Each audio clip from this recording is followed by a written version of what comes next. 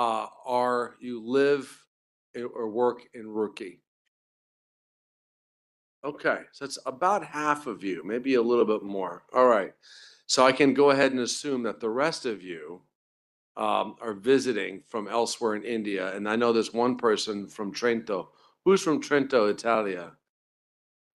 Buongiorno. All right. I love Italy. We'll worry about that later. So, first of all, why is Rookie just a great place to have a stormwater workshop, right? And well, first of all, Rookie prides itself as being a clean city and a green city. All right. Then on top of that, it's also a smart city. So guess what stormwater management is? It's clean, it's green, and it's smart. It's true. I couldn't have made this up any better. All right. So Rookie is a great place for us to be doing a week-long course in stormwater management. I want to share with you a little bit about me. You'll be seeing me for 5 days. So you might as well know a little bit more about me. First of all, I'm the father of 5 children. You'll see them in the upper picture there. Where's my man Charles? You're in here somewhere. There you are. This one in front of me, that's my Charles. I just like it when he gets his hair cut. His hair is a little too long for me, for my taste, and it's fine. But that's Charles, that's Bill, Joseph, Charlie, Claire, and Annie. And this guy up here, he especially likes Annie. All right.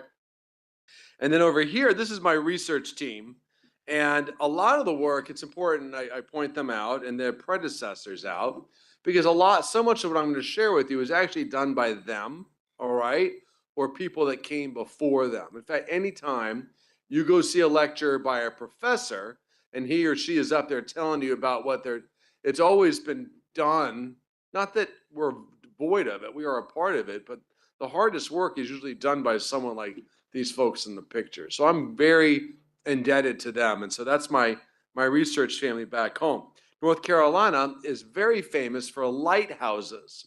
You can see one in this picture right there. It's a beautiful lighthouse. In fact, the tallest brick lighthouse in the world is in North Carolina. Now you might be wondering a little bit more. So I love sport. How many of you by show of hands like sports? Great. Only half of you. All right, that's fine. Now, America, I know, has like maybe the most unique sports in the world. Maybe I'm wrong, but we have baseball. We love baseball. That's my favorite sport. Basketball and American football, which is different from the rest of the world's football. Now, I have come to see cricket and see cricket. How many of you like cricket? Ah, well, you'd love baseball. You'd love baseball. Baseball and cricket are related. You have a big stick and you hit balls with them. All right. Professor Oja actually did a nice job of introducing me, so I'm not going to go into my background, but I do a lot of workshops. And it's one of my favorite parts of my job, actually. Most of them are in North Carolina, but India now makes the 11th country that I've been able to give a workshop, a multi-day workshop in. So I'm really excited about that. And it's a real honor to be here. So next time I give this talk, I'm going to add India right there, right in front of Jordan. And I also love historical engineering. How many of you like history? That's good. I wish more engineers liked history. I really do, because it would enable us to have a better understanding of the technological revolution that we're going through. I talk with my hands, so it's going to be interesting to see if the shawl can make it. Is it really bad if I drop the shawl by accident? No, it is bad. I can look at your face and see. Don't drop the shawl, huh? That's what you're trying to say. Okay. And and I focus mostly on Roman infrastructure, aqueducts, theaters, roads, but I like all old infrastructure, especially water infrastructure. And when I came to visit India the first time, we made a point to go to the step well. Oh man, it's awesome. But you know what they wouldn't let me do? Go down any of the steps. That was a bummer. But they wouldn't let me do that in America either because they'd say it's unsafe. But anyway, I went to the step well and I loved it. Most people, when they come to India, what do you think they want to see? What's the one thing people come to India from America? What do they want to see? It's a building and it's a love building. The Taj Mahal. Yeah. But when you send a water engineer to India, what does he want to see? A step well. I'm going to make you guys laugh before it's all over. Anyway, it is great to be back in India. My very first time here was just last year, in February into March at the Water Conclave. I enjoyed it very much, which is really why I'm back. And so much, and the reason I was able to come last time was in great part due to this dude right here. That's Dr. Sujit Eka, and he got his PhD with me, and he has several friends right here at IIT Roorkee. And so it was great. And this is another, I don't know where Deb went to school, but Deb Sahu is a professor at Clemson University. He also is from India, and we had a great time. This is up in Haridwar. I'm sure y'all probably knew that. But we had a great time up here. So it is wonderful to be back. Now, I want y'all to know a little bit about my state. I'm very proud of North Carolina. It's a beautiful state. So first of all, here it is. If you want to know where Donald Trump lives right up there. He also lives right down here. He actually has lots of houses. Okay, but North Carolina is right in between in the south. Okay, and my particular city is right there. All right, North Carolina is a beautiful state, and we have beautiful beaches. Okay, you can see some of my children when they're younger there, and we also have mountains. When I say mountains, I'm not talking like the Himalayas. All right, those are mountains. Mountains. Our mountains are much lower, about 2,000, 2,500 meters. Okay, but we have these beautiful mountains with, guess what? Beautiful waterfalls. All right, so I love waterfalls. So I love ancient stuff and I love nature stuff. All right, and I love water across the board. The most important thing that ever happened in North Carolina, how many of you have been on an airplane? Yes, I know the answer. I figured the two gentlemen from Africa, you've been on an airplane. Otherwise, it's a very long drive, a very, very long drive. Um, but the most important thing that ever happened in North Carolina was the Wright brothers. The first flight was in North Carolina, and even to this day, for me, I feel very special. It's a very special feeling when I go and I see the site where the first flight occurred. Now, I'm not going to talk any more about it, but understand that prior to this time, heavier than air flight was viewed by most people, not everybody, but most people, as impossible. But in fact, it was not impossible. It was very much possible. We just had to unlock the knowledge and with a lot of engineering and effort to make it happen. All right. So remember that for the rest of this week. Okay. That we're going to talk about technologies. And some of you might be thinking, I don't know if we can. There's going to be some place where you will unlock enough of the requirements that you'll be able to trial these things out. All right, so just remember that. I'm informed by my history, including the Wright brothers in the first flight. So what's Raleigh like compared to Roorkee? Well, it's a little further north. It is a little cooler. The weather today, which is lovely, is very similar to the weather that we would have in September, about a month ago in Raleigh. We have approximately the same amount of rainfall, but I think yours falls in a 5-month window. How many months a year does it rain in Roorkee? I hear 4. 4 months. It rains every month in North Carolina. All right, but some months it does rain more. And you know what those months are? It's the months where we get hit by hurricanes. You might know them as typhoons. All right. So North Carolina, you see, kind of sticks out right over here. North Carolina gets hit by a lot of hurricanes. All right. And so, in fact, we have one. It doesn't have a lot of wind right now, but we have one that's dumping a lot of rain. I think probably about 300 millimeters of rain are going to fall in Wilmington, actually. All right. And so we get a lot of rain due to these systems, but it rains all year long. But that is why we worry about stormwater as much as we do in North Carolina. All right.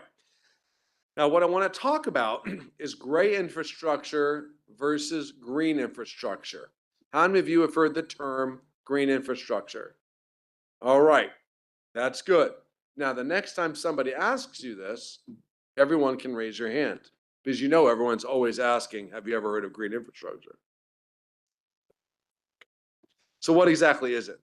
I will show you some examples of gray infrastructure. All right. And it's really the infrastructure that we have had in urban areas for as long as we've had developed urban areas. All right. Places for people to park, ways for water to be conveyed. Whoops. Let me go back. Uh-oh, wait a second. Wait a second. Okay, good. I wanted to make sure I had a picture of Rookie specifically. How we channel rooftop drainage. All right. That would be considered gray infrastructure. Pipes that go to creeks, gray infrastructure. Do we have gray infrastructure in India? Oh, yes, we do. A lot of it, right? As does everywhere where we have a lot of people. But nowhere has more people than India. All right. In fact, this morning, my buddy Sean and I were on a walk through the beautiful campus of IIT Roorkee. How many of you like to take walks on the campus in the morning? It's lovely, isn't it? You can see a lot of birds. I like the birds and the cool looking squirrels you have. All right, so we were walking through Roorkee, went into the Thompson building, all right, looked at all the distinguished scholars and athletes, and their names are on the plaques, the wooden plaques in there. And we walked through, and guess what I saw? Gray infrastructure, pipes, all right, carrying water, channels to carry water, all right. So if you're from an urban area, an urbanized area, you're going to have a lot of gray infrastructure all over the globe. This is a British style channel that you see. I call it tropical British style. You don't see our swales in America look like this, but you go to Hong Kong, go to Singapore, a lot of water conveyance. That's all gray infrastructure. It's all good. Here's Singapore. How many of you ever seen a river like that? How many of you like watching movies? There you go. How many have ever watched Terminator? I'll be back. Do you remember the scene when the Terminator is on his motorcycle? Yeah? You remember him driving through? That's a river. It really is. It's a river. It's called the LA River, the Los Angeles River. Well, Los Angeles is not the only place that has concrete rivers. All right. And here's one gray infrastructure. It's designed essentially to carry big flows. All right. Here's one in Singapore. Next time I show this, I'm going to put a picture of Arnold in there because you guys will like that more. And then even things like reservoirs. Not all gray infrastructure is like, whatever. This is pretty cool stuff. A massive reservoir in a city that the Singaporeans built because of water supply. This is the reservoir near where I live in the United States. Many places in the actually east and west, all over, our water sources come from these very large reservoirs. If you look right over here, that's where my kids and I like to go swimming in the summer. Okay. Now, as I mentioned, gray infrastructure, it's been around for a long time. All right. But we also have newer forms of gray infrastructure, even though this one you might probably call yellow infrastructure. It's the idea of putting and storing water below ground, all right, mostly in an effort to reduce flooding. And to be honest, this stuff is not terribly difficult to design. You just have to know inflows, desired outflows, and know how much space you've got. And then you can figure out how many big concrete boxes you have to design. All right. What the volume of those boxes is. And so just know that. But this is a new form of gray infrastructure. And one of the big things that we started doing and debating, and some of them have been built in the United States, are these ginormous tunnels where when it really rains hard, they will store their water and then have it get slowly released or pumped out. Do y'all see the size of these people here? All right. And here is the tunnel bore, these massive tunnels. Now, is that effective from storing water standpoint? Sure it is. But what is it also? It's also very expensive. Okay? Very expensive. And other than storing water in these tunnels, what other purpose do these tunnels have? There really isn't any. All right. So in American English, we call them one trick ponies. Y'all ever heard that term before? That's a one trick pony. It means it can only do one thing. And that one thing in this case is to store water from big storms. Okay. So let's talk a little bit now about what the use of gray infrastructure, all right, means to the environment. Well, gray infrastructure is very good at taking water that's local and moving it quickly away. All right, it's very good at that, and sometimes that's exactly what you need. Gray infrastructure maintenance tends to be very straightforward. I was speaking during our high tea, and thank you so much for the high tea. In fact, those of you who are not from India, don't you just love masala tea? It's great. And I don't know why we don't have this in America, but we don't do we, Sean? Oh, thank you for backing me up there. I love this stuff. Mm, it's better here. All right. Where's it going about the tea? Okay. So, oh yeah, during the high tea, we were talking that one of the big issues you have with your gray infrastructure is making sure it doesn't get blocked before the monsoons start. All right. I get it. And it tends to be a very straightforward maintenance. The monsoon season's coming. You send a crew out there and you remove the blockage from the drainage. So again, gray infrastructure, the maintenance associated with it tends to be well understood. All right. And so that's a plus. Oh, whoops. Let's see. And if you have big enough underground storage, you certainly are able to partially mitigate and sometimes completely mitigate flooding, as well as provide some pollutant removal benefit. All right. So, those are things that gray infrastructure that we use are able to do. But let's talk now about some things that gray infrastructure tends not to be able to do in the world of stormwater. First of all, unless you're careful about where you put your great infrastructure, you will get nuisance flooding. All right. So you've done a nice job of clearing the water out from around the houses, but then all of a sudden it stops. And this is what you have when it rains 20 millimeters. All right. And that can be a problem. All right. Now, if you do a really good job of directing water away from higher areas, and then it stops in the low-lying areas, then guess what you have? Significant flooding. How many of you can relate to flooding like this? You've seen it before, right? Most places on Earth have dealt with flooding. I don't know. I should talk about Nigeria. Does Nigeria have a lot of flooding? I would guess you guys are pretty dry, but when it does rain, it's probably a big rain. Okay. I've gotten Omar's given a nod, so I'm with that. All right. Now, in addition to that, gray infrastructure tends to do a really efficient job. If it's moving water efficiently, it's also moving the pollutants that are in the water efficiently. And you can see a fair amount of sediment in that plume there. And sediment tends to be a bit of an issue. Now, one big problem we have in the United States with gray infrastructure is that it delivers the water so quickly to our streams that there's a lot of energy in that water, and we end up having what is referred to as in-stream erosion. All right. And this is somebody's house, this building right here. And this creek eroded so much that the person had to move. All right. And that's a problem when the infrastructure that we create has impacts on, I'll call them innocent people. They are innocent. They had nothing to do with all the gray infrastructure causing the erosion to this stream. All right. And so we are looking at gray infrastructure causing property value loss.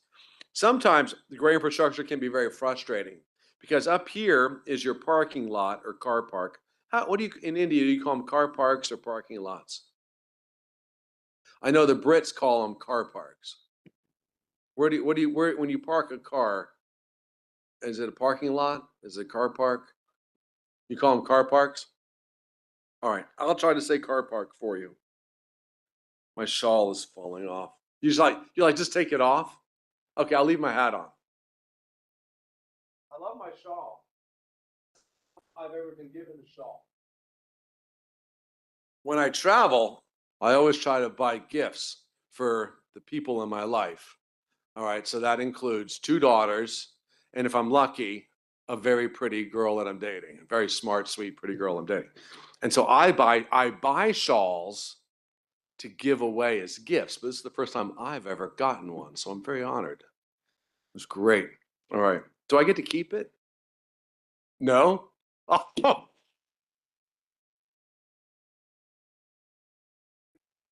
I hope I didn't breach some international etiquette there.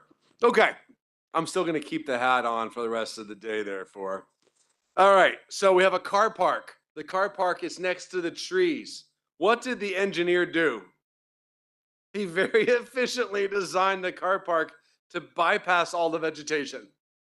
Like that's how like in our head we go like, "Oh my gosh, we don't even think about the potential benefits that vegetation can provide us." All right.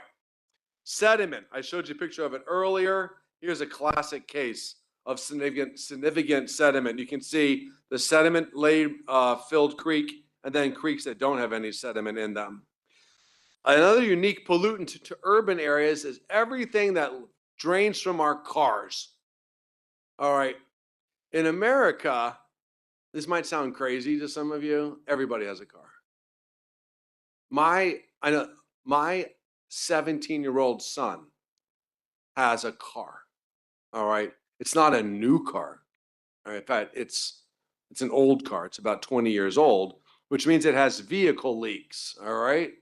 Well, guess what? When it rains, where does the chemicals from your vehicle leak go? To the stream. All right. So that's a pollutant we have to worry about that gets there because of our very efficient gray infrastructure. How about nutrients? Now, these pictures are actually from China, near Lake Taihu. And that's just massive amounts of nutrients. Nutrients tends to be a really big issue from agricultural areas, but nutrients are also in urban areas too. And so our urban areas contribute nutrients to our rivers. And if you have too many nutrients, nitrogen and phosphorus, it gets into the water column. And I know they didn't teach me this when I was a civil engineering student, but I've learned it. I've learned it since. Too much nitrogen and phosphorus, get a lot of algal blooms. The algae lives until it dies. When it dies, it sinks down to the bottom. Then it gets broken down by microbes. And what do those microbes need when they're eating the algae? They need oxygen from the water column. So what does that mean for the fish? Sorry, buddies, no oxygen for you. And this is what happens to them. They die. You want to get a bunch of Americans mad? Show them a bunch of dead fish. You guys like eating fish, right? How many of you come from a culture we like to eat fish? We eat fish. Yeah, we eat fish. One of my sons loves fishing. All right. Other issues. There's a lot of animals across the globe. There's a lot of dogs right here on the IIT campus, right? So because of that, there's animal waste. This is a picture from America. Same thing goes on there. And when you have animal waste, when it's located near where people are going to be, especially if it's near where people are going to be in water, then you run the risk of them getting sick. These pictures here I took when I was in New Zealand. All right. So again, it is a worldwide phenomena where we worry about pathogens in our stormwater runoff. And if you have too many pathogens, even if humans aren't going in it, that means you can't eat the shellfish and things like that. All right. So these are all issues associated with that gray infrastructure either do not help or make worse. So instead, let's think green. Let's talk about green infrastructure. I took this picture in Delhi a few years ago. It's kind of cool. All right. So when you're thinking green infrastructure, we're talking about green, clean, and smart cities, just like we have right here. We often think about keeping swaths of uh, parcels in green states. Okay, treed area, lawned area, areas that are peaceful and that are oases. Okay. You have one right here. This campus is an oasis in the heart of Rookie. And in the heart of the campus, in front of the Thompson building, that's an oasis. That's a form of green infrastructure. And I like to point out that even in really arid places, we like strive so hard to get green spaces. Do you know why? I'm not, this is my PhD is not in this part. That's not my sub. But the reason is that humans love being around vegetation. Humans love being around water. You know why? We spend our first 9 months in it, right? A baby inside a mom, an in utero baby, is in fluid. We're in water. All right. So the idea of associating with nature, wanting to be with nature, is elementally human. All right. So as we go from green infrastructure, let's talk about how this now relates to stormwater. Okay. So stormwater practices are also green. Not all of them, but a lot of them are. All right. And therefore, they have little mini environments, little mini ecosystems sometimes. And then, so therefore, the use of stormwater ties in very nicely with green infrastructure. So we might refer to stormwater green infrastructure, ready for this, as green stormwater infrastructure. Okay. And we're going to spend some time talking about the benefits of green stormwater infrastructure. I'll hit a little bit here and then I'll close with some more. So this is an interesting situation. There is this Atlanta. How many of you are familiar with Atlanta, Georgia? Does the name ring a bell? The 1996 Olympics were held in Atlanta, Georgia. And at that time, how many of you, by show of hands, are graduate students? Do you have any graduate students in here? Just a few of you? I know some. I know you're a grad student. All right. Maybe you call yourself postgraduate students. Okay, that's what I should be saying, postgrads. So I was a postgrad, and the Olympics came to Atlanta. All right, I went to go see some of the Olympics. It was pretty cool. Hey, you know what's coming to the United States next year? The World Cup. Yeah, we'll talk. If you guys like soccer slash football, we've got 4 days after this to talk about it. All right, you come tell me. You tell me who you think's going to win. Does Nigeria have a team? I bet DRC has a team. Okay. So the city of Atlanta had a big flooding problem. And this picture I showed you before, but this picture is actually from Atlanta. They had a choice. They could build big tunnels and store the water underground. All right. Or they could store it above ground and make an attractive spot for people. Guess which one they chose? Yeah, that's what they built instead of the big tunnels. Now we're going to have a little vote here. All right, here it is.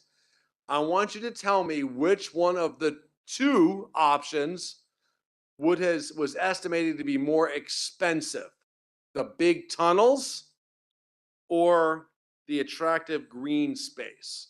All right, how many of you think the big tunnels were the more expensive option? It's a lot of hands. It's their unanimity. How many are like, no, I think the green space. It's the big tunnels. Yeah, it was. The big tunnels are more expensive. All right. In fact, this is what might even be super amazing. In fact, the big tunnels were a factor of 5 to 6 more expensive. So there is an economic driver from a flood control perspective to try to employ green stormwater infrastructure. And they have walkways through the infrastructure here. They even have educational signs that will show you when the 100-year storm comes, this is how high the water will be inside our park. And of course, what happens if we get the 100-year storm? You're not going to use the park, but at least homes aren't being flooded. At least transportation corridors are not being flooded. All right. So I'm going to show you some pictures of this. They were given to me by the city of Atlanta. All right. So you're going to see as I flip through this, the pond, the big pond wetland thing being constructed. All right. Here it is. Here's the pond wetland being constructed. All right. It's going in. Oh, it looks pretty nice. It looks nice right there. Oh, they're putting something else in. Yeah. Oh, there's the pond. Looks nice. Oh, they're building some more. They need to do a better job of keeping sediment on site. But there's our pond. They're still building. They're still building. And now here's our pond after all the construction. Here's green spaces associated with the pond. So again, green stormwater infrastructure. And now what I want to do in these red polygons, I'm going to show you new buildings that got built because, and the only reason they got built is because they were building this beautiful water feature in the heart of Atlanta. All right, there's Polygon 1, Polygon 2, there's the park, additional parkways got constructed, Polygon 3, 4, 5. Pretty cool, right? So the result of this pond being built essentially led to $500 million of redevelopment that the private sector decided to pitch in. So if you're a city and you're trying to encourage companies to move to your city, then I don't think 10 years ago, or certainly 20 years ago, people would have said, let's use urban stormwater management as a way to entice companies to locate to our city. But that is precisely what happened in Atlanta. So not only did it cost less, all right, to build it, but all the private investment enabled the city to have a higher tax base and actually make more money. So it ended up being a really clever move. Now let's see if this video works. This is a much smaller example. This is a project that we designed about 12 years ago. This picture was taken during the construction of it, and you'll see some permeable pavement. You'll see some bioretention. These are all different forms of green infrastructure being constructed. They did the right side as you look at it first, and they were actually doing the construction on the left side as this video was taken. All right, but this is a type of green stormwater infrastructure where you have made a streetscape a much more attractive place for businesses to then locate to. All right, I'll click through that. Now, I showed you some examples from the Southeast, but there are other places where green infrastructure has been used. In Los Angeles, they have these green alleys, these little alleys that people walk through, but as the water goes in, it soaks through, all right? And it helps keep homes from getting flooded. In Philadelphia, they had the same situation, and they found that it'd be a lot cheaper for them to build green infrastructure, $2.4 billion, compared to upsizing the gray infrastructure, which would have cost $8 billion. All right. And so if you start thinking about it, green stormwater infrastructure, once you've committed yourself to improving stormwater, the idea of using the green stuff actually tends to make the most financial sense. There are some issues that we can talk about offline about how this stuff gets paid for. And sometimes it is done by the private side. Sometimes it's done by the government. All right. So we talked briefly about climate change. One of the impacts of climate change is going to be the severity of storms. We have seen this happen in North Carolina. And as a matter of fact, we had a storm, I'm trying to get this right, that hit last year when we were up in New York City. It hit last year and it dumped, I want to get the exact right. In 3 days, it dumped 750 millimeters of rain in 3 days. I don't know about you, that's a lot of water. It's a lot of water. And it caused a shocking amount of flooding. A lot of people died in Western North Carolina. Well, those style rains are not unique anymore. They used to be unheard of. It used to be like 750 millimeters of rain in 3 days. Are you nuts? But no, it's not nuts. It happens now. All right. And we can associate that with the climate that we now live in. Well, Copenhagen had the same thing to deal with. They had this massive storm that caused flooding all throughout Copenhagen, Denmark, and they had the choice of either upsizing their gray infrastructure, basically making the pipes and the drainage ways bigger, all right? And that was going to cost something to the tune of about $3 billion, okay? Or the other choice was to make the existing gray infrastructure work better by introducing what we refer to as green stormwater infrastructure. The Europeans refer to it as SUDS, all right, sustainable urban drainage system, all right. In fact, the price for that was about 1/3 to 1/4 that it would have been to make the gray infrastructure upsized, all right. So what you're seeing, and a lot of you are going to graduate from IIT here and stay around here. Some are going to move to the big cities of India. Some are going to move to cities all across the globe. It doesn't matter where you're going, or if a lot of you are I need to ask, or engineers already.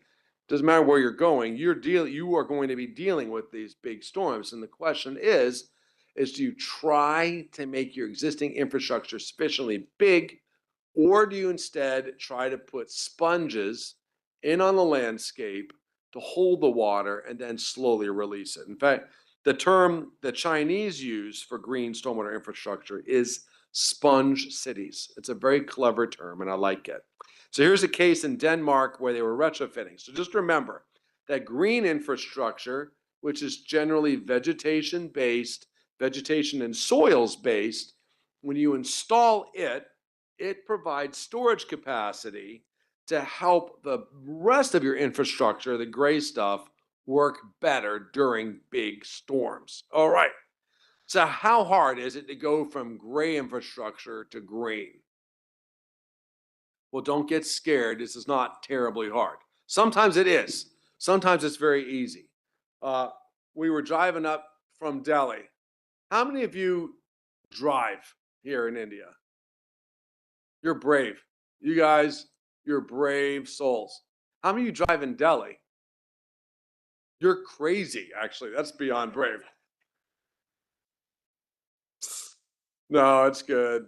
I drive just about wherever I go, but I haven't decided I can do India yet.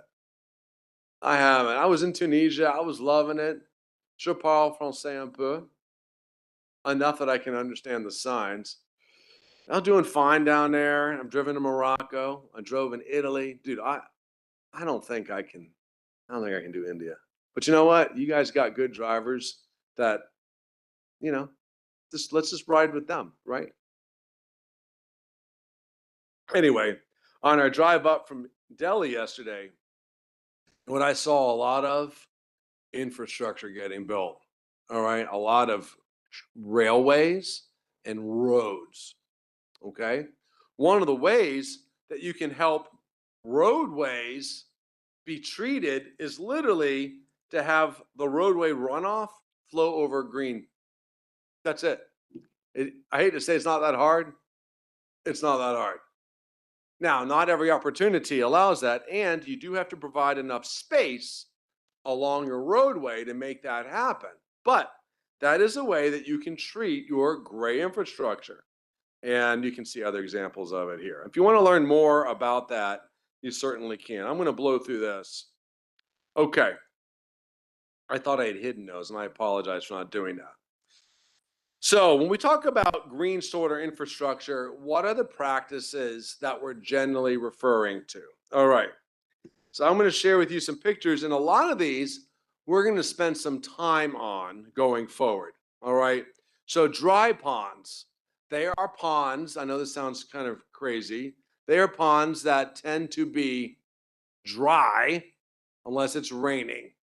And so up here, we have a 4-month monsoon. They would tend to be quite dry for probably 7 to 8 of those months and have water in them for 4 to 5 of those months. That's a dry pond. We'll talk more about the design of those later. Then there's the cousin of the dry pond, the wet pond. And so my buddy and I were going to go down to Kerala. I think it rains a lot in Kerala. All right. Their ponds are probably going to stay wet. Some of them can be designed to be quite beautiful, like this one. Um, some of them are designed to look like this. That's not so beautiful. All right. This is the norm. This is what we normally see. All right. That's the exception. That's beautiful. That's the norm. All right. Then we've got a practice called constructed stormwater wetlands. All right. And it is what they sound like. They're wetlands that we design and build. All right. And they're also able to treat stormwater runoff and reduce flooding.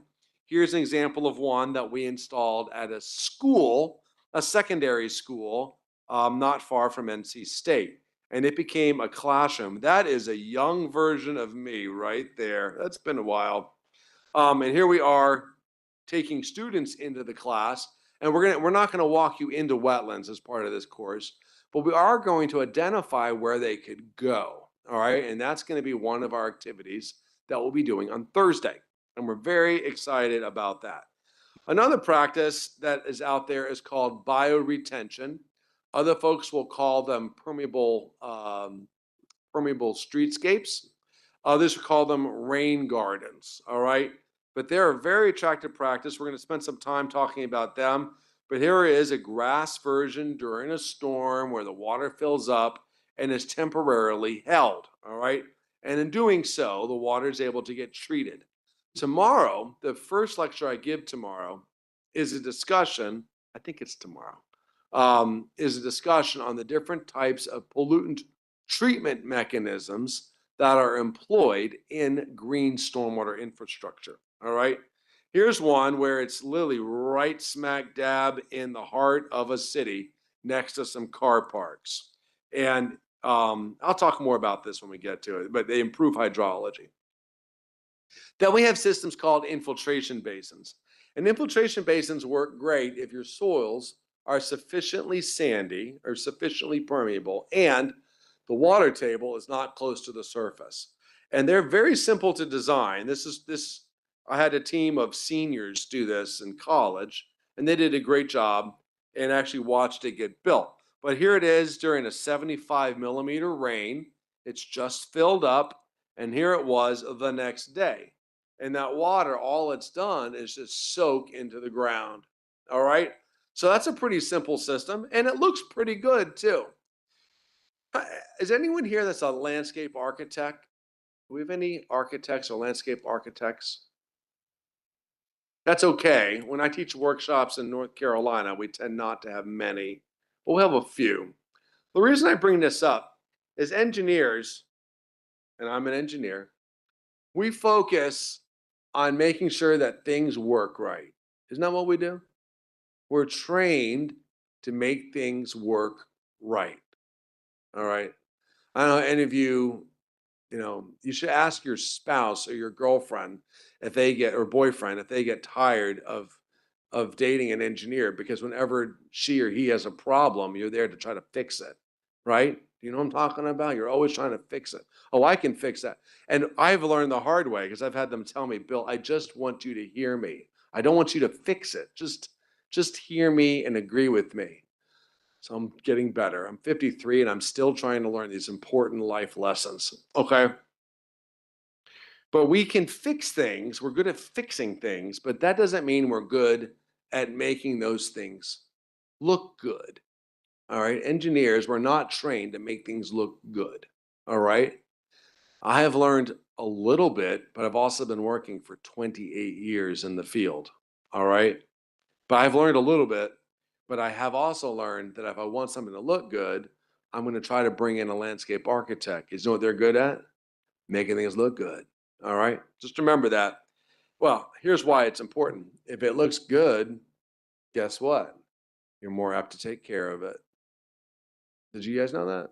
If it looks good, how many of you have ever gotten a new car? You're like, oh, don't drink tea in my car. Then it gets spilled. Now, if you had the car for 5 years, people are snacking inside. You don't care, right? But when it's new or it looks good, you tend to be very, very protective. You tend to take care of it. Well, we need to do more of that in the world of engineering. This is a rather simple practice, but like filters where water just flows across grass. Believe it or not, that works at taking pollutants out. This might not do a lot for flood mitigation, but it's pretty good for water quality improvement. Now, we're going to spend a lot of time. Venerosity, is tomorrow Swales Day or is Wednesday Swales Day? Wednesday is Swales Day. So tomorrow is Rainwater Harvesting Day. Right. We're going to talk about swales a lot on Wednesday. Why? Because they're everywhere. All right. And we can use swales. This picture here comes from New Zealand. I've seen swales pretty much anywhere I've ever been. Now, some of them work better than others. All right. Some of them look better than others, but swales are used all over the place. There's some big fancy swales out there. That's what this is. They call them regenerative stormwater conveyance. Fancy name for it. Whoop. Wait a second, I'm going the wrong way here. I have my mouse is more sensitive to my finger. My finger is not very good. Now, permeable pavement is what it sounds like. As I walk through IIT Rookie, guess what? I saw lots of places where you might be able to use permeable pavement. I was pretty excited about that. Here's an example of a car park in Western North Carolina in our 2,000-meter mountains. All right. And permeable pavement is exactly like it sounds. Water soaks through it. We're going to talk about that one on Friday. All right. We'll talk a little bit about green roofs on Friday too. I can think of a couple places on campus where maybe a green roof would work. We'll have a very short discussion on that at the time comes. Here's NC State, where how many of you guys like basketball? Are any basketball fans? Let me ask you this. How many of you know who Michael Jordan is? Okay, that's a lot better. Did you know that Michael Jordan grew up an NC State fan?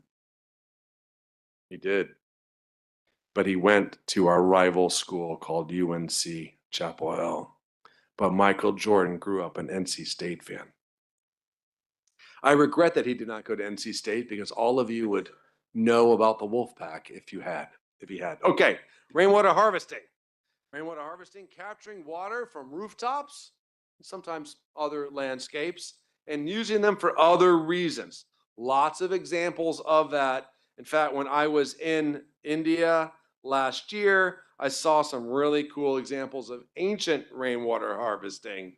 We're basically making rainwater harvesting great again. That's my goal in the world of rainwater harvesting. All right. And then there's also very simple systems that you can put in the ground that are prefabricated that help trap sediment and debris and stuff like that. But they do require maintenance, which is something that you are already contending with in front of the monsoon season. All right.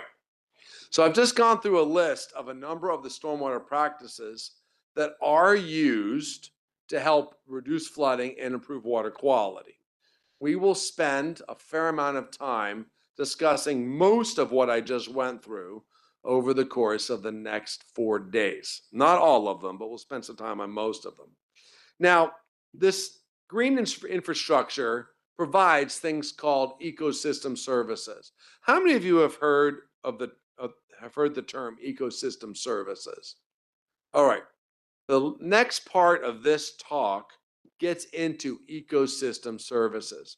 And essentially what it is are things that ecosystems give us for free. Okay? They give it to you for free. So a big wetland, for example, that will tend to improve air quality. All right, a healthy ecosystem will tend to have improved air quality, removing of particulates. All right, if it's heavily vegetated, you tend to keep your temperatures lower. All right, so a lot of ecosystems provide food. All right, certainly for animals and often for us. Then you can have other things. Obviously, in India, flowers are really important. Do you know? And I love that. I love flowers. I'll talk about them a little bit later in this lecture. But you can design stormwater control measures so that you can grow and harvest flowers. That's pretty nice. They can look good. They can be used for education purposes. And you can also use them, like I showed you before, there's a path to walk for recreation. All of things put together make property more valuable if you can design your green stormwater infrastructure to look good. All right. Now, I'm going to spend some time talking about green infrastructure now in this next piece of the lecture, because when you put stormwater in the ground, the value of the infrastructure, the green stormwater infrastructure, goes up, the more benefits that the green infrastructure gives you. Okay. So we're going to talk about those benefits now between now and the time that we take our next break. So let's think about some ecosystems that are out there. I'm going to start off with this one taken from the Red Fort down in Agra. That would be a semi-arid river floodplain ecosystem. Okay. Can you guys think of any ecosystems associated with where you come from? How many of you come from a place where it rains 1,800 millimeters, 2,000 millimeters a year? Charles, where about you? How much does it rain where you come from?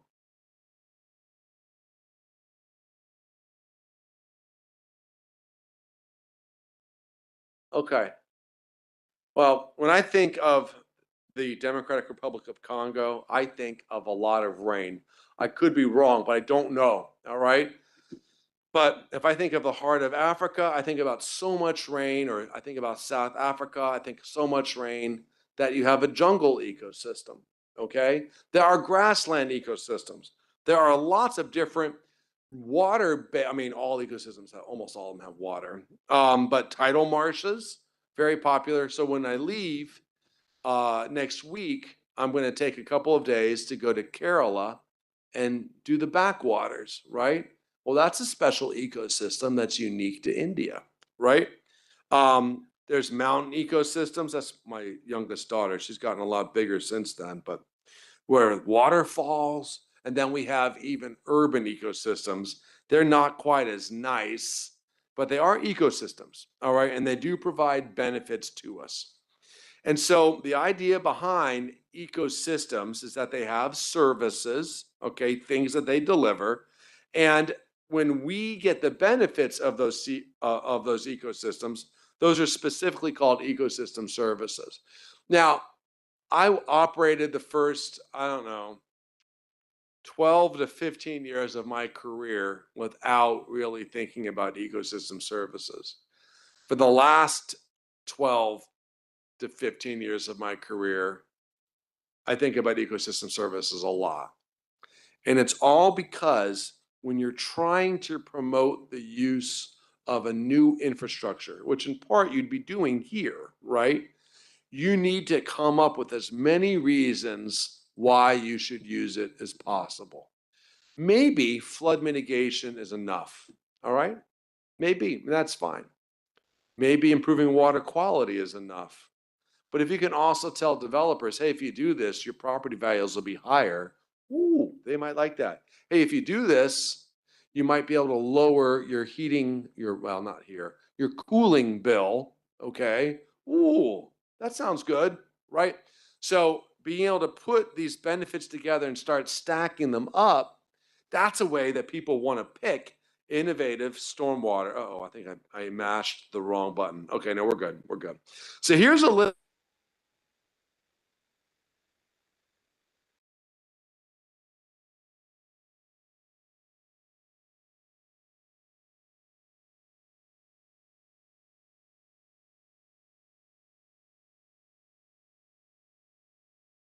ecosystems. All right, waste treatment, hydrologic regulation, erosion control.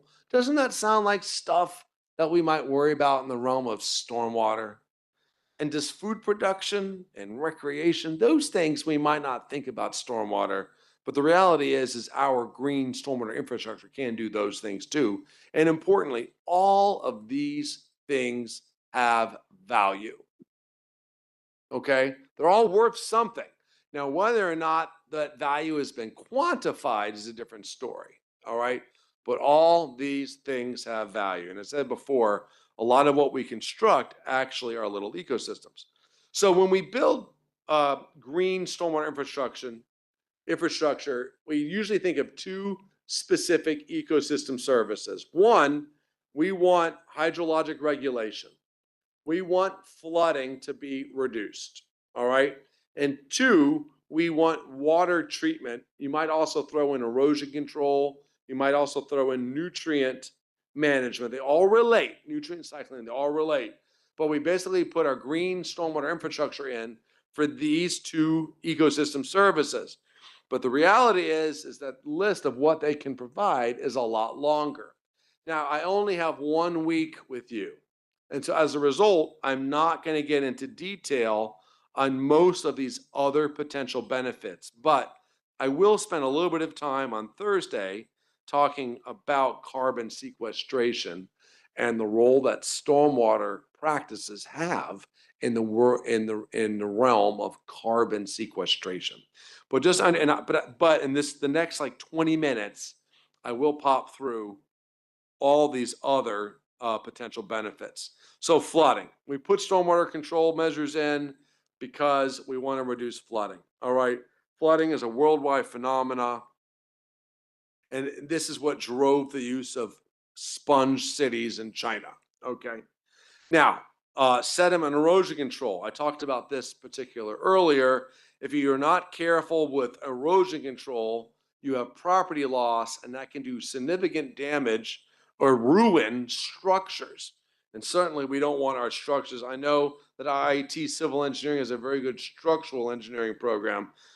Look, those structural engineers, they don't want to see a bunch of water running past the foundations of their buildings. Now, one of the ways that you can improve hydrologic mitigation and reduce flooding is by not discharging a lot of water.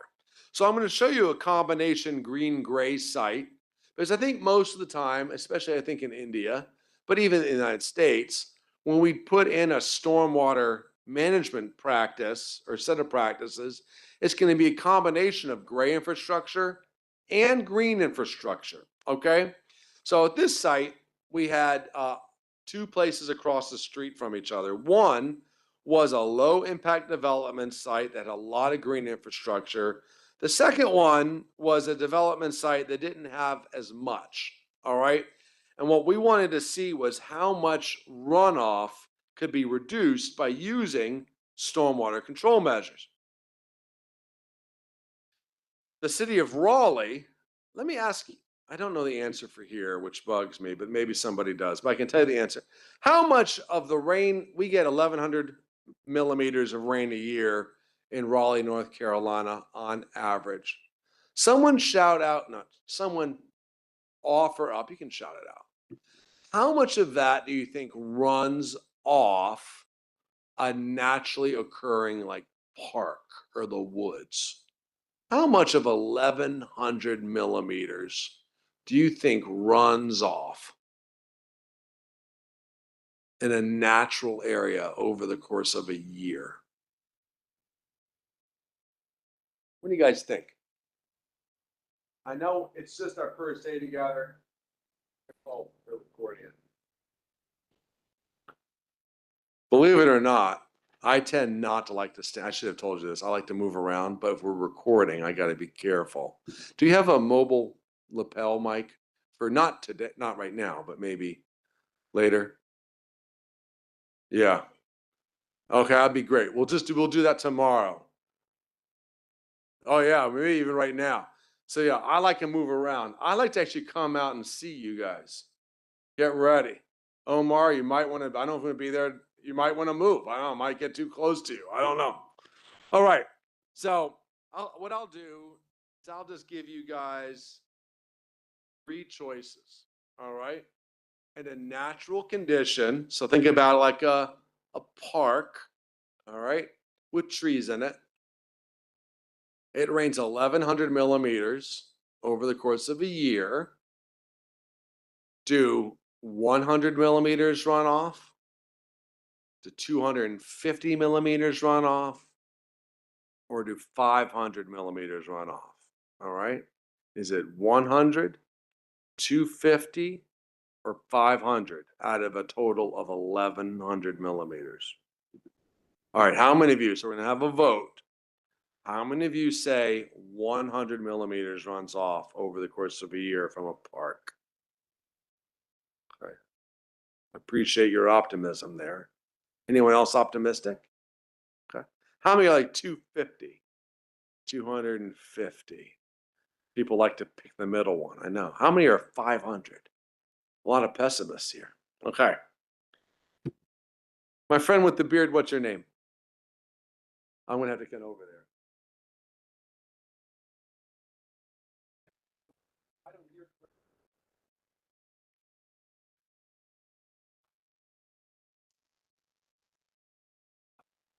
But Akeem is correct. 100 millimeters. That's right. Akeem, where are you from?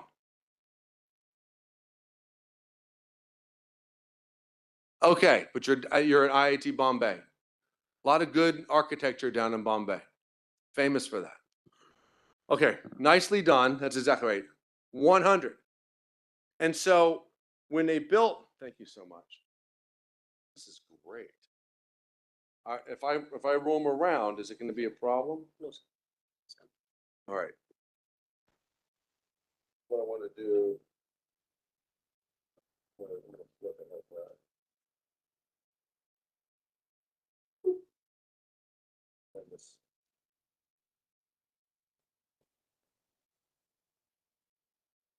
This is great. You guys have just unleashed a tiger, because I'm coming for you. All right. Thank you so much.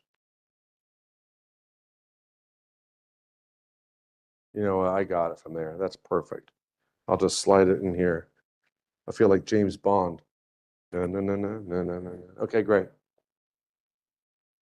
All right, so what the city of Raleigh said is they're like, look, we'll let you build this shopping center as long as you don't release more than 100 millimeters equivalent of runoff a year from an 1,100 millimeters worth of rain.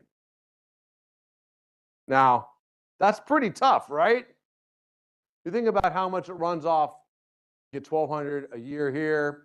I wouldn't be surprised if you have 600, 700, 800 actually run off a standard development here in Rookie.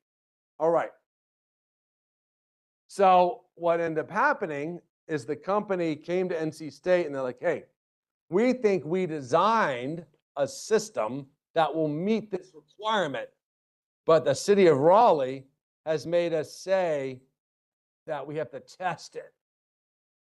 Would you test it for us? You know what my answer was?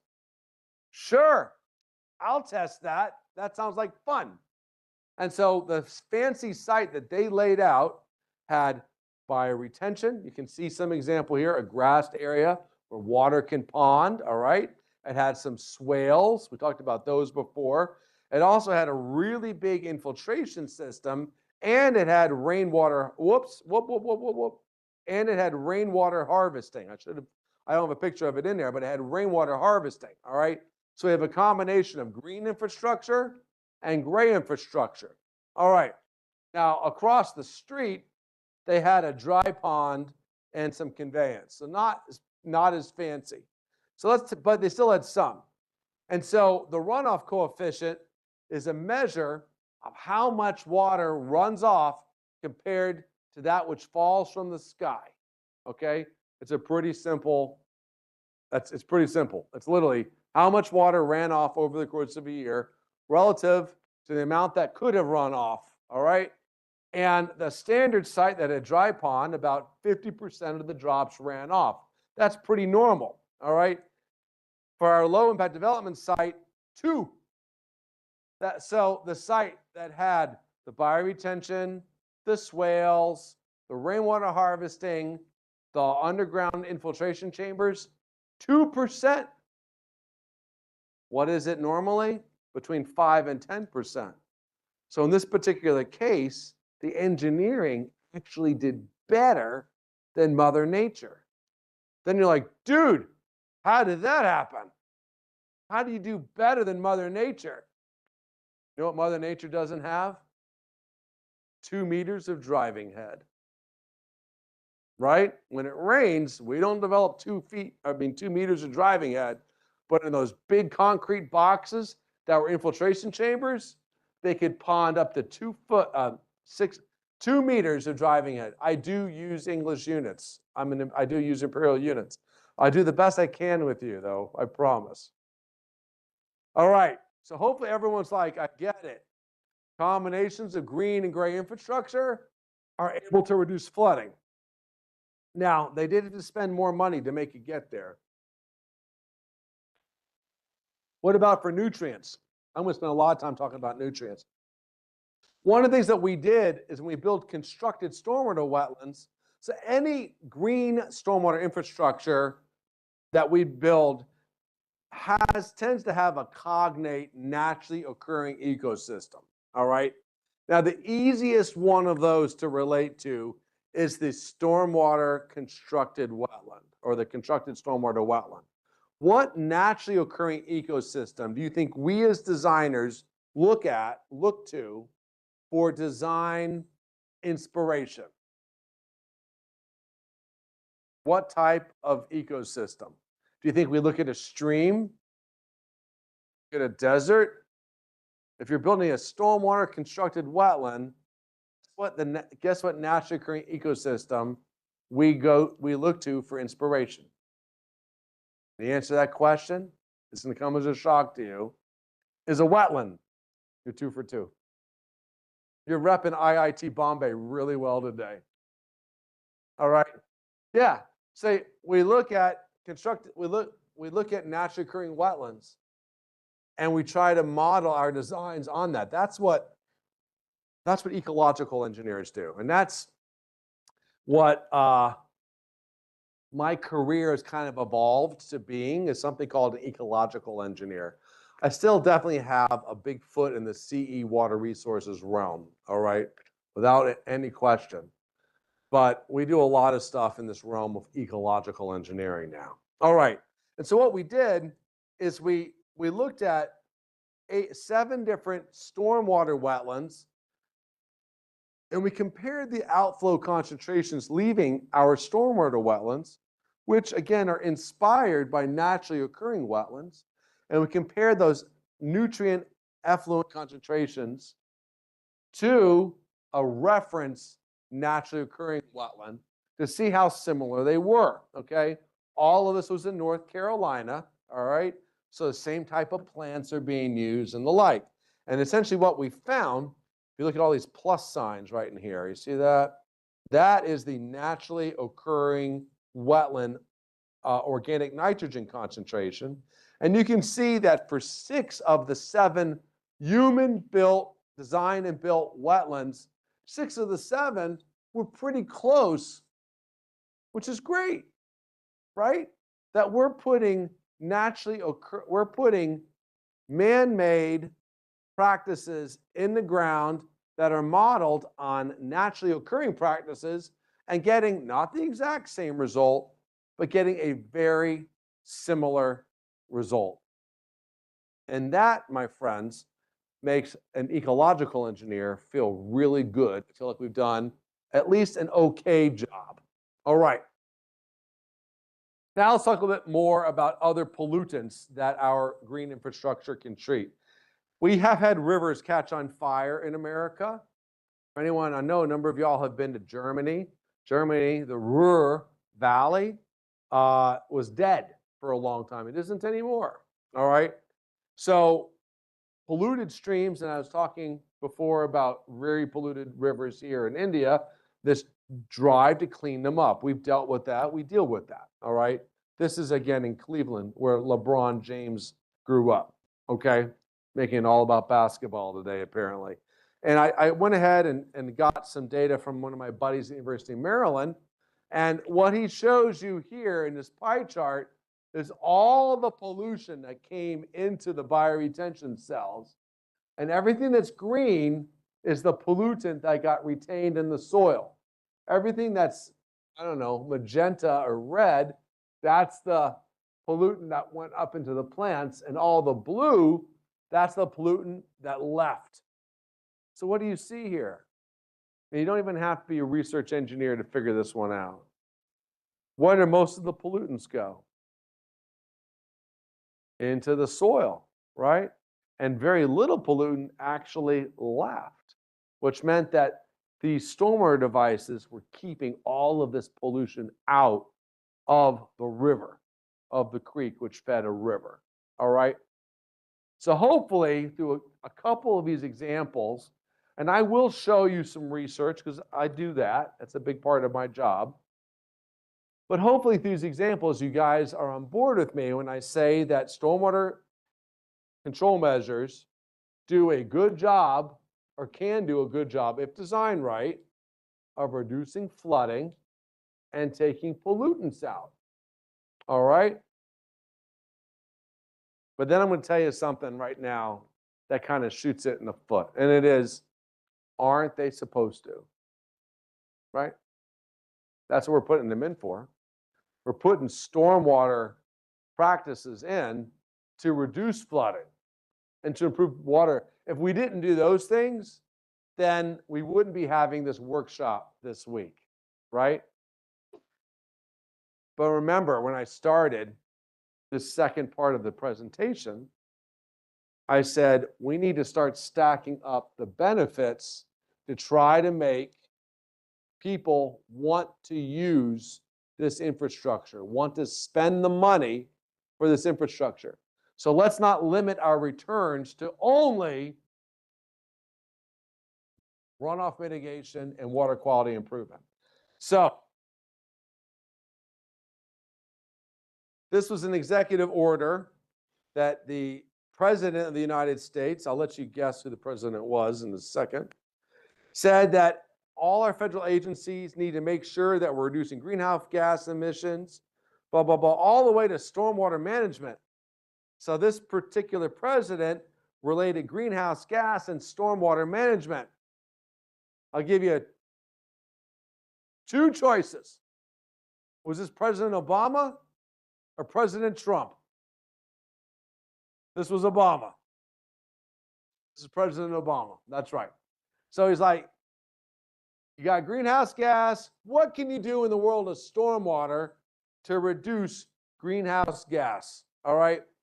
Well, we did some studies and we looked at that answer, and we'll spend a lot of time on this on Thursday. Okay. But I want to point out that there are certain practices, especially wetlands, that if you give them enough time, they can become carbon sinks. All right.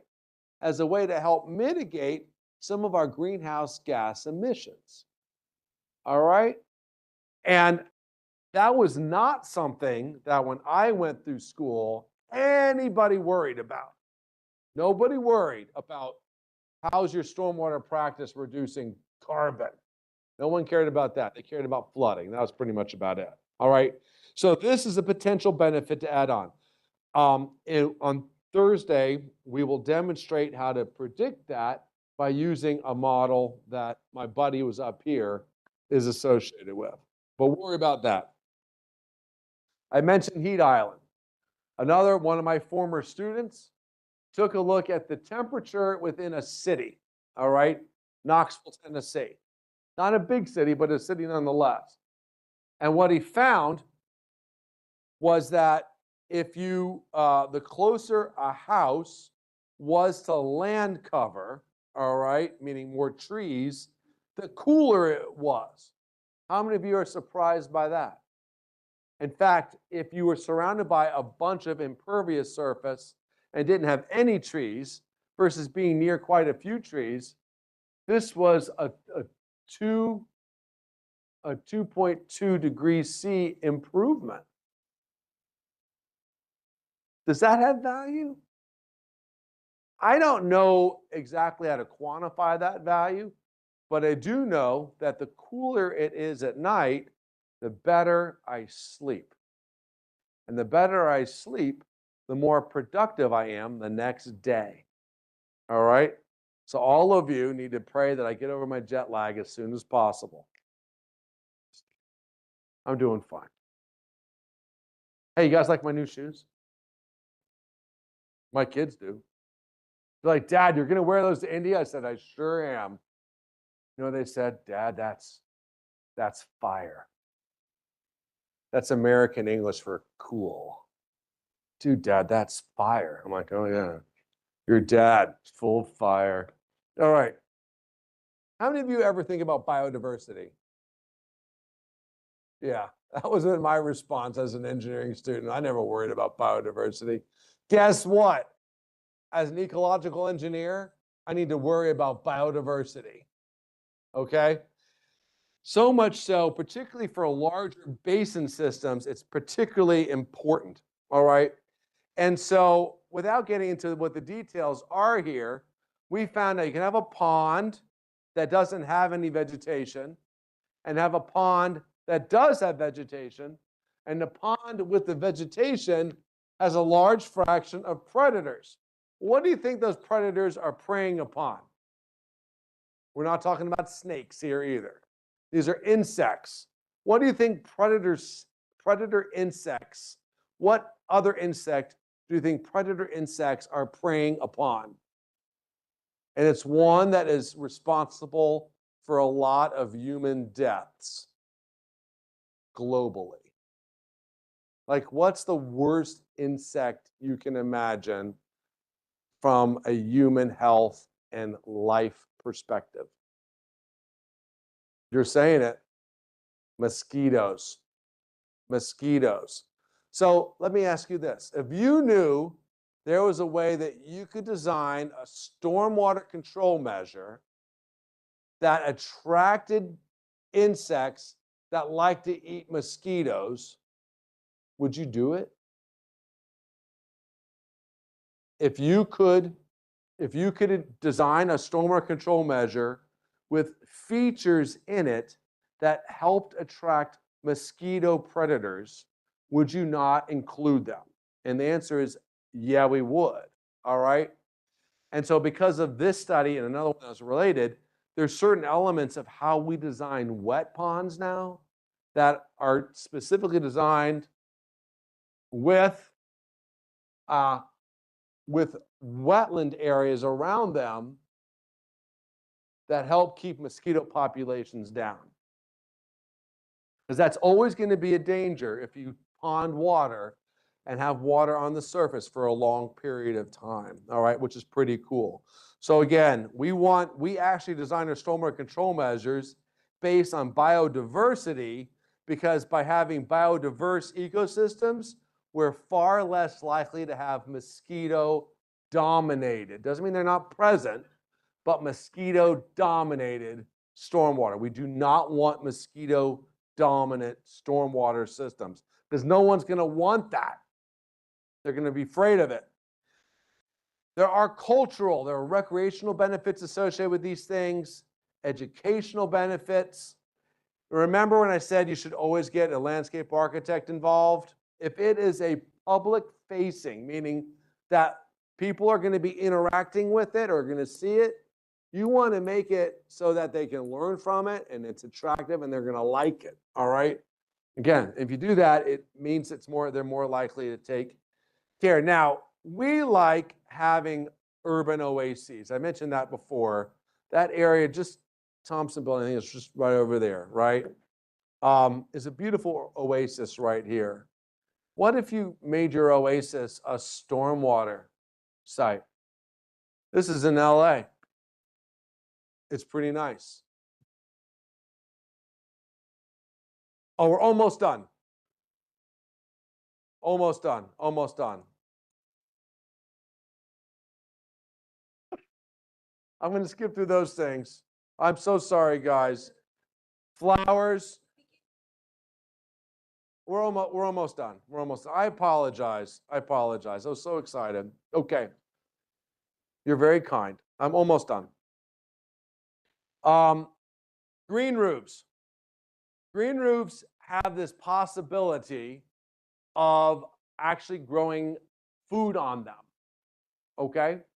There is a hotel in Canada where they grow produce and herbs on their roof. And they claim that they save 30,000 Canadian dollars a year by growing things on the roof rather than buying them and bringing them into Vancouver. Now, whether or not, oh, I think that probably is true. I'm going to tell you why. The reason I think it's true is because they're building a new hotel and they're adding in green roof for the exact same reason in Eastern Canada. So if they weren't making money, saving money, then why would they do that? All right. So to sum it all up, there's a bunch of other benefits that are provided by well-designed stormwater practices, okay, that make those practices even more beneficial to investors, meaning they can make more money from them. And by doing that, we tend to get the best types of stormwater practices in the ground.